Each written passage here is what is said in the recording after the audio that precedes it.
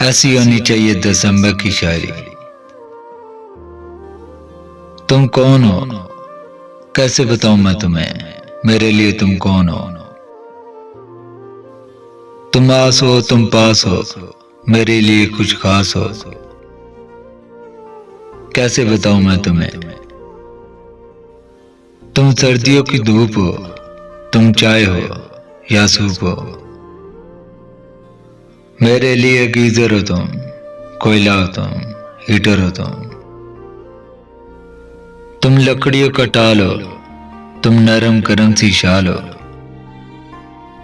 कैसे बताऊं मैं तुम्हें। लेदर की एक जैकेट हो तुम, पिस्ते का एक पैकेट हो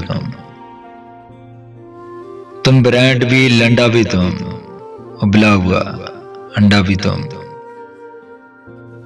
अंडे की जर्दी हो तुम, जर्दी की वर्दी हो तुम।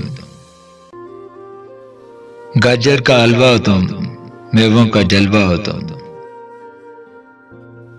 कैसे बताऊं मैं तुम्हें, मेरे लिए काजू भी तुम, चलकोजे भी तुम, मफलर स्वेटर मोजे भी तुम। जर्सी जराबें हाई नेक, लोशन क्रीमों की महक। कंबल रजाई हो तुम, कावा मलाई हो तुम रेवड़ी तुम मूंगफली, सर्दियों में लगती हो बले। खामोश सी चुपचाप पे, तुम मुंह से निकली बाप पे।